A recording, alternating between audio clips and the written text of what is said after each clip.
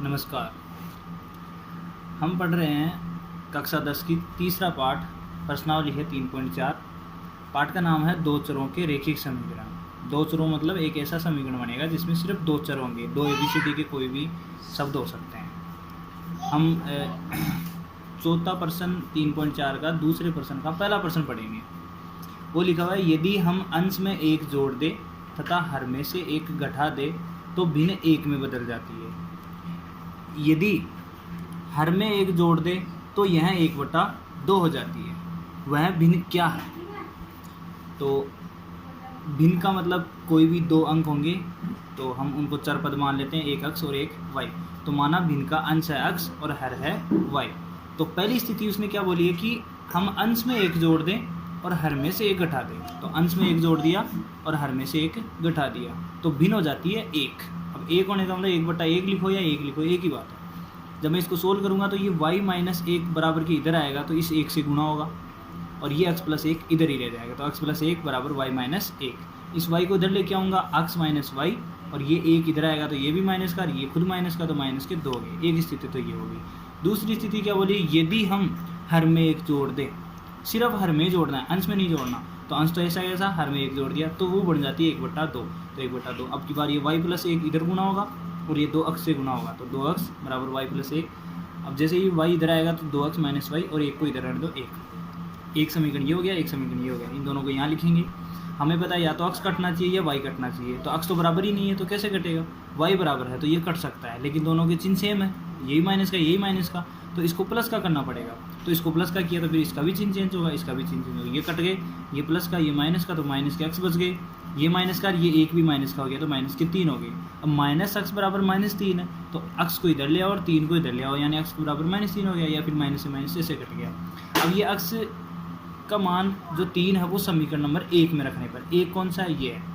तो यहाँ x लिखा हो तो यहाँ मैंने 3 लिख दिया, यहाँ -y बराबर -2। y का मान निकालना तो y उधर चला गया, -2 इधर आ गया, तो 3 ये माइनस का था, इधर आते प्लस का हो गया, तो y का मान आ गया 5। हमने x माना था किसी भिन्न के अंश को, तो अंश आ गया हमारे पास 3, और हर माना था y को, तो हर y का मान है 5, तो भिन्न हो गई हमारे पास 3/5। ये खत्म हो गया प्रश्न। इसके आगे लिखा था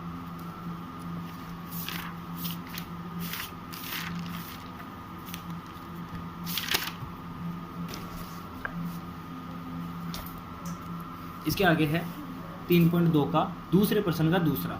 इसमें लिखा हुआ है 5 वर्ष पूर्व नूरी की आयु सोनी की आयु की 3 गुनी है। 10 वर्ष पश्चात नूरी की आयु सोनू की आयु की 2 गुनी हो जाएगी। नूरी और सोनू की आयु कितनी? सीधा साधा प्रश्न। हमें 2 आदमियों की आयु पूछी है, एक तो है नूरी और एक है सोनू। हमें दोनों का ही नहीं पता तो हम दोनों को, एक को x मान लेंगे और एक को y मान लेंगे। आप किसी को भी x मान सकते हो, किसी को भी y मान सकते हो, किसी को भी x मान सकते हो, किसी को भी y मान सकते हो। तो पहली स्थिति क्या है कि 5 वर्ष पूर्व की बात हो रही है, तो नूरी की भी 5 साल कम होगी और सोनू की भी 5 साल कम होगी। तो मेरे हिसाब से तो ये समझ में आ रहा है। लेकिन उसने बोला है कि नहीं, ये दोनों बराबर नहीं है, आपको बराबर करना है तो सोनू की आयु की 3 गुनी करो पहले। तो सोनू की आयु कौन सी है, ये वाली, तो इसकी 3 गुनी करेंगे ये, और ये है नूरी की आयु के बराबर, यानी नूरी की आयु सोनू की आयु की 3 गुनी करोगे तब उसके बराबर आएगी। तो ये पहला समीकरण ये हो गया। इसको सोल्व करेंगे तो x - 5 और 3 को y से गुना किया 3y, 3 को 5 से गुना किया 3 बचे 15।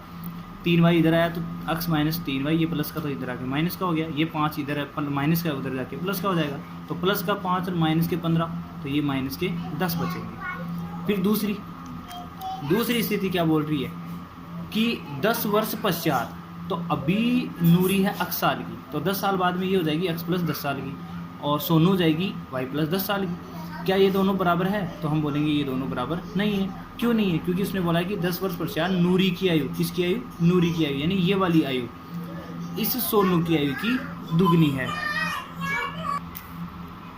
तो इनकी आयु बराबर नहीं है। बराबर करने के लिए हमें इसको 2 से गुना करना पड़ेगा, क्योंकि इसने लिखा हुआ है कि नूरी की आयु सोनू की आयु से, ये जो सोनू की आयु दिख रही है इसको दुगुना करो पहले, तब जाके ये इसके बराबर होगी। तो हम इसको सोल्व करेंगे, x + 10, 2 को y से गुना किया 2y और 2 को 10 से गुना किया 2 दूनी 20। 2y इधर आया माइनस का, 10 इधर आया ये माइनस का, तो ये तो हो गया माइनस का, ये माइनस का इधर आएगा तो 20 में से माइनस होगा तो 10 बच जाएगा। तो हमारे पास एक समीकरण तो ये आया, एक समीकरण ये आया, दोनों को यहाँ रखेंगे, या तो अक्स काटो या वाई काटो। अब वाई तो कटेगा नहीं जब तक बराबर नहीं होगा, तो अक्स बराबर दिख भी रहा है तो ये कट जाएगा, लेकिन ये प्लस का, ये भी प्लस का, इसका चेंज करना पड़ेगा, माइनस का करना पड़ेगा। जैसे ही इसको माइनस का किया तो फिर ये प्लस का होगा और ये माइनस का होगा, ये तो कट गए, ये प्लस का ये माइनस का। अभी भी दिख रहा है कि माइनस वाला एक आदमी ज़्यादा है, प्लस के तो 2 ही हैं, तो माइनस का 1 बच गया। यहाँ देखो यही माइनस का, यही माइनस का, तो दोनों ही माइनस के, तो दोनों माइनस के 20 हो गए। वाई का मान निकालोगे तो वाई का मान 20 आ जाएगा। अब ये वाई का मान समीकरण नंबर 1 में रखने पर, ये समीकरण दिख रहा है आपको 1, तो अक्स की जगह तो अक्स लिखा, माइनस की जगह माइनस लिखा, 3 की जगह 3 लिखा, और वाई की जगह हमने 20 लिख दिया। अब यहाँ कुछ चीज़ नहीं है तो यहाँ गुणा है, तो फिर यहाँ भी गुणा है, और बराबर माइनस का 10 है, तो हम 20 को 3 से गुणा करेंगे तो ये आ जाएगा 60, तो ये 60 माइनस का आएगा, ये 60 उधर जाएगा तो प्लस का आएगा, माइनस 10 पहले से है उधर, तो अक्स बराबर माइनस का 10 प्लस 60। तो यहाँ हमें दिख रहा है कि प्लस वाले आदमी ज़्यादा है। कितने ज़्यादा है? 50 आदमी ज़्यादा है। तो अक्स का मान आ गया 50 और वाई का मान आ गया 20। हमने अक्स किसको माना था? हमने अक्स माना था नूरी की आयु। अगर नूरी अक्स बराबर 50 है तो फिर नूरी की आयु भी 50 है। हमने वाई बराबर 20 माना था तो सोनू की आयु वाई मानी थी, वाई का मान 20 है तो फिर सोनू की आयु भी 20 साल। बस इतना ही सवाल है। अगला लिखा हुआ है 2 अंकों की संख्या के अंकों का योग 9 है। इस संख्या का 9 गुना, किस संख्या का? जो आपने ये अभी बताइए 2 अंकों की, इस संख्या का 9 गुना संख्या के अंकों को पलटने से बनी संख्या का 2 गुना है, वह संख्या ज्ञात कीजिए। अब संख्या में 2 अंक है, ऐसे है, या तो वो 35 है, 38 है, 2 अंक है उसमें, यानी एक इकाई है और एक दहाई है। जब भी 2 अंकों की संख्या होती है तो हम इसको तोड़ के ऐसे लिख सकते हैं कि दहाई वाली को तो गुणा करो 10 से और इकाई वाली ऐसी कैसी जोड़। ये नियम है कि इकाई अकेला आता है, दहाई को 10 से गुणा करते हैं, सैकड़े को 100 से गुणा करते हैं। ये उसको बोलते हैं स्थानीय मान लिखना या फिर प्रसारित रूप लिखना। ये हमने 7वीं क्लास 8वीं क्लास में सीखा है। तो 2 अंकों की अगर कोई संख्या है तो उसको हम इकाई को तो ऐसा कैसा रखते हैं और दहाई को 10 से गुणा करते हैं। तो यहाँ मैं मान लेता हूँ कि इकाई का अंक तो है उसका अक्स और दहाई का अंक है उसका वाई। तो फिर संख्या क्या होगी? इकाई तो ऐसा कैसा और दहाई को हमने 10 से गुणा कर दिया। ये हमारी संख्या है। पहली स्थिति क्या बोल रही है कि दोनों अंकों का योग 9 है। अब अंक तो यही है, इकाई का अंक ये है और दहाई का अंक ये है। जैसे यहाँ 5 है और 3 है तो 5 और 3 8 हो गए, ये बता रहा है 9 है। तो यहाँ मान लेंगे कि अक्स और वाई का मान 9 है, यानी दोनों अंकों का मान 9 है। दूसरी स्थिति क्या बोल रही है कि इस संख्या का 9 गुना, किस संख्या का 9 गुना? इस संख्या का, ये जो संख्या है इसका 9 गुना, इसका तो 9 गुना, तो यहाँ लिख लिया मैंने और इसका 9 गुना कर दिया। ये किसके बराबर बता रखा है? ये बता रखा है कि संख्या के अंकों को पलटो। ये जो आपने संख्या मानी है इसके अंकों को पलटो, यानी इकाई को तो वाई मानो और दहाई को अक्स मानो। तो जैसे ही हम ऐसे उल्टा सुल्टा करेंगे तो ये संख्या बन जाएगी 10 अक्स प्लस वाई, क्योंकि इकाई को तो उसने मानने के लिए बोला वाई और दहाई को बोलने के लिए बोला उसने अक्स, यानी अंकों को पलटना है। यानी ऐसे 35 लिखा हुआ था तो इसको अब उसने बोला 53 लिखो, तो 5 होगा 10 से गुना, 3 ऐसा कैसा दिखा जाएगा।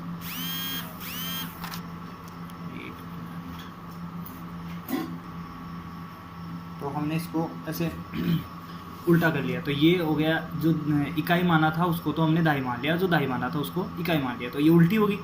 अब बोला है कि जो उल्टी हुई है उसका तो 2 गुना करो।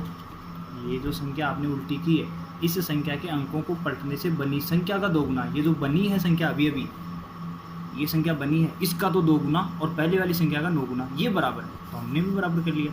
अब 9 को 10 से गुणा करेंगे तो ये 90, इधर 9, इधर 20, इधर 2, अक्स और वाई एक साइड करेंगे तो ये तो है ही इधर वाई और अक्स, इसको इधर लाएंगे, ये प्लस का इधर आके माइनस का हो गया, ये प्लस का इधर आके माइनस का हो गया, वाई और ये वाई 90 और 2 88 बचेंगे, तो प्लस के तो 88 ये हो गए, प्लस के 9 और माइनस के 20, तो माइनस के आदमी ज़्यादा बचेंगे और माइनस के 11 बचेंगे। मैंने इसको इधर लिख लिया, इसको इधर लिख लिया, एक ही बात है भाई, अक्स पहले आता है।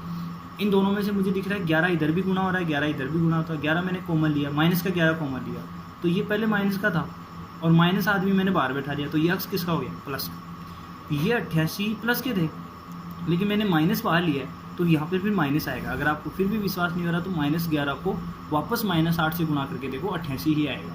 अब ये गुणा है तो गुणा की संख्या बट्टे में जा सकती है, बराबर में 0 है, इधर कुछ नहीं बचा, सब कुछ ले गए थे, तो ये 0 में जाएगा तो ये पूरा 0 हो गया, यानी अक्स -8 वाई बराबर 0 आ गया। दूसरा समीकरण ये आ गया, पहला समीकरण ये आ गया था इधर, अक्स प्लस वाई बराबर 9, यानी दोनों अंकों को जोड़ने पर 9। अब दोनों को ऐसे लिखेंगे, या तो x बराबर करो या y बराबर करो, y बराबर है नहीं, x बराबर है, ये माइनस, ये प्लस, ये माइनस, ये कट गया, ये y और 8y ये दोनों जुड़ गए, 9y, और इधर 0 का कोई मतलब है नहीं, 9, y का मान 1 आ गया। अब y का मान 1 आ गया तो समीकरण 1 नंबर पे रखने का, समीकरण नंबर 1 ये रहा, x की जगह x और y की जगह 1 बराबर 9, तो x का मान आ जाएगा 8, ये 1 उधर चला जाएगा, माइनस हो जाएगा। तो हमारे पास आया कि x बराबर तो 8 आया और y बराबर 1 आया। तो हमने स्टार्टिंग में देखो x किसको माना था, इकाई के अंक को, x किसको माना था, अब इस संख्या यही है, x की जगह यही संख्या थी हमारी, तो x की जगह हमने 8 लिखा और y की जगह 1 लिखा, तो 10 को 1 से गुणा किया 10 और ये 8, यानी वो संख्या 18 है, वो संख्या 18 है। अगला क्वेश्चन है 3.2 का दूसरे का चौथा। मीना ने 2000 रुपये निकलाने के लिए बैंक गई। उसने खंचा जी यानी जो अकाउंटेंट है उसको खंचा जी से 50 रुपये तथा 100 रुपये के नोट देने के लिए कहा।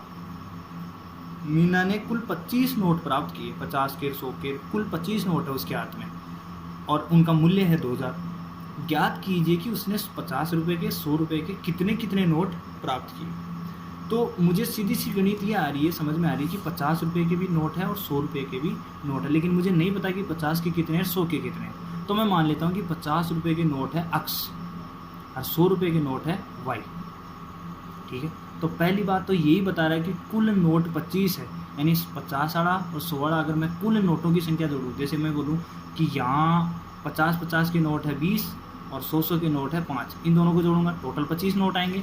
ऐसे उसने बताया कि x और y को जोड़ोगे तो 25 आएगा, पहला समीकरण। दूसरा, अगर आप बता रहे हो कि 50-50 रुपये के नोट x है, 50-50 रुपये के नोट अगर एक होता तो कुल मूल्य कितना होता 50, अगर 50-50 रुपये के 2 नोट होते तो कुल मूल्य कितना होता 100, अगर 50-50 रुपये के x नोट है तो कुल मूल्य कितना होगा 50x।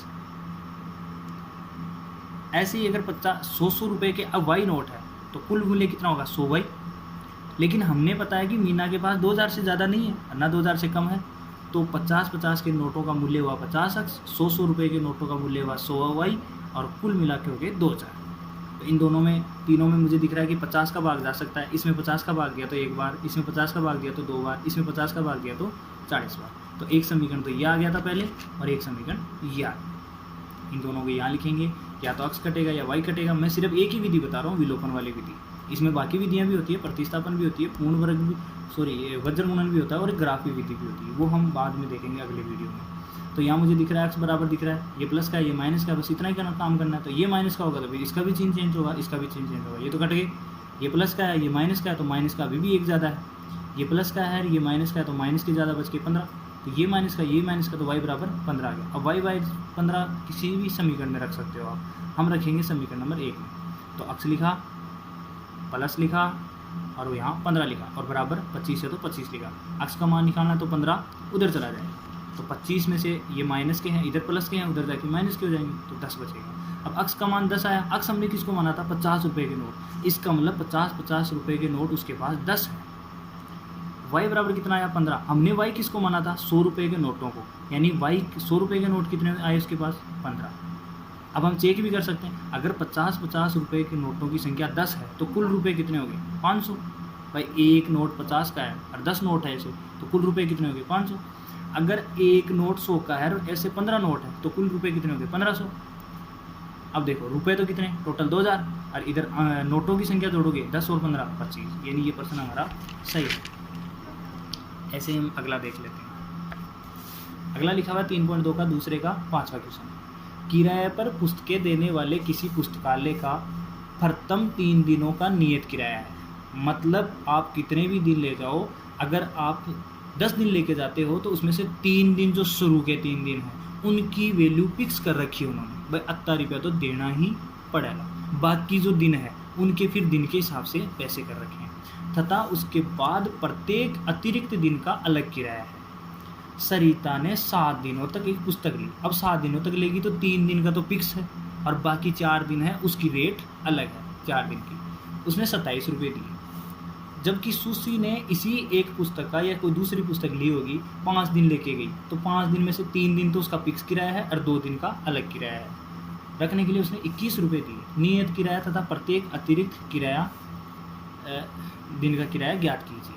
तो ऐसे भी ट्रिक होती है कि लास्ट में जो पूछे उन्हीं को हम अक्स और वाई मानते हैं। और वैसे भी हमें ज़रूरत भी इनकी पड़ रही है कि एक तो नियत किराया क्या हो और एक प्रतिदिन का किराया क्या हो। तो हम मान लेंगे पहले 3 दिन का नियत किराया अक्स रुपये है, निश्चित किराया, और उसके बाद का प्रत्येक दिन का वाई रुपये है। 1 दिन का वाई, 2 दिन का 2 वाई, 3 दिन का 3 वाई, ऐसे। तो सरिता ने 7 दिन लिए, तो 7 में से अक्स रुपये तो इसके लगेंगे ही लगेंगे, फिक्स है भाई साहब, और बाकी 4 दिन बच के उसके वाई के हिसाब से लगेंगे। कुल मिला के 27 रुपये दिए उसने, ठीक है। सुशी ने कितने 5 दिन लेके गई, तो अक्स रुपये तो उसके लगेंगे 3 दिन के हैं, ये 3 दिन के फिक्स रेट कर रखी है उन्होंने, भाई इतने रुपये लगेंगे। उसके बाद में 2 दिन लेके गई, तो 2 दिन का 2 वाई के हिसाब से ये हो गया, और उसने 21 रुपये दिए। क्या यहाँ से ही मैं इस समीकरण को सोल्व कर सकता हूँ? कर सकता हूँ, क्योंकि मुझे वाई अक्स बराबर दिख रहे हैं, वाई भले ही ना हो, अक्स तो दिख रहे हैं, लेकिन प्लस प्लस है, काटने के लिए यहाँ माइनस करना पड़ेगा, तो फिर इसका भी चेंज करना पड़ेगा, इसका भी करना पड़ेगा। ये कट गए, ये प्लस का, ये माइनस का, तो प्लस के 2 बच गए, इधर प्लस का, ये माइनस का हो चुका, पहले प्लस का था अभी माइनस का हो चुका, तो 27 में से 21 गए तो 6 बचे, तो वाई का मान 2 बट्टे में चला गया, 3 आ गया।